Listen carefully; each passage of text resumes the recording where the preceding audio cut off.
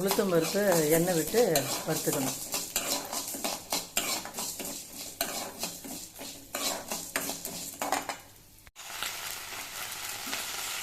கருவேப்பிலையை கொஞ்சம் எண்ணெய் ஒரு ஸ்பூன் எண்ணெய் விட்டு கருவேப்பிலை, இஞ்சி, பச்சை மிளகாய் எல்லாத்தையும் போட்டு வதக்கிடும். ரொம்ப வதக்க தேவையில்ல, லைட்டாக அது கொஞ்சம் சுருங்கி அப்படியே ஒன்றா வந்தவொடனே உடனே நினைச்சிடும்.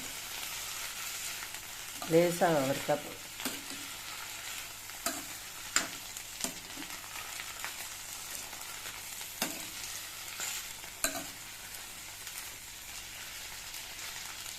இந்த பதத்தில் அப்படியே வறுத்துட்டு இது பண்ண. ரொம்ப வறுக்க தேவையில்லை, வதக்கிக்கணும். ரொம்ப வதக்க தேவையில்லை, ஓரளவு அதில் தண்ணி இருந்தால் கூட பரவாயில்ல. கொஞ்சம் லைட்டாக வதக்கிட்டு அதிலே புளி, அதிலே அந்த புளியை நம்ம போட்டுட்டோம்னா அந்த அதில் இருக்கிற அடியில் இருக்கிற தண்ணியிலே அது அப்படியே ஊறிடும். ஊறிச்சுன்னா அரைக்கும்போது நம்மளுக்கு ஈஸியாக இருக்கும். தேங்காய் கட் பண்ணி வச்சுருக்கோம்ல, அதையும் போட்டுக்கலாம்.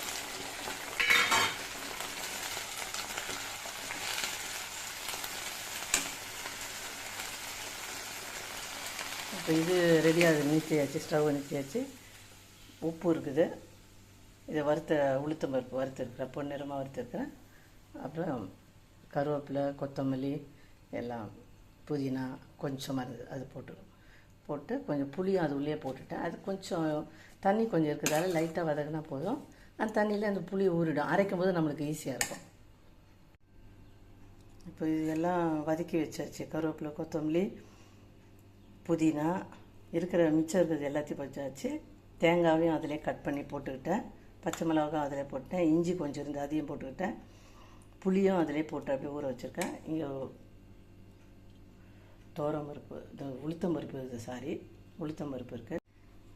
கருவேப்பிலை, கொத்தமல்லி, புதினா எல்லாம் மீதி இருக்கிற எல்லாத்தையும் போட்டு வதக்கி வச்சுருக்கேன் எண்ணெய் விட்டு. அதில் பச்சை மிளகாவும் போட்டிருக்கேன், தேங்காவும் அதிலே போட்டுட்டேன்.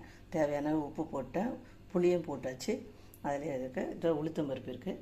இது எல்லாத்தையும் போட்டுட்டு இதை நல்லா முதல்ல இதை மட்டும் போட்டு நல்லா கொஞ்சம் அரைச்சிட்டு, கொஞ்சம் நேரம் அரைச்சிட்டு, அதுக்கப்புறம் கொஞ்சம் கடைசியாக கொஞ்ச நேரத்துக்கு ஒரு அரைஞ்ச உடனே இந்த உளுத்து பருப்பு போட்டால் கொஞ்சம் நல்லா மழியும், அது மசியும். அதனால் அப்புறமா போட்டு துவையல் காட்டுறேன். கருவேப்பிலை, கொத்தமல்லி, புதினா எல்லாம் போட்டு செய்த துவையல் இப்போ ரெடியாக இருக்குது. இது நான் சுவையாக இருக்கும். இது இட்லிக்கும் நம்ம வச்சு சாப்பிட்லாம், சாதத்துக்கும் காய்கறி கூட இதையே சேர்த்து வச்சு சாப்பிட்லாம். அது சுவையாக இருக்கும். இப்போ துவையல் ரெடி ஆகிடுச்சு. சாப்பிட வாங்க. தேங்க்யூ.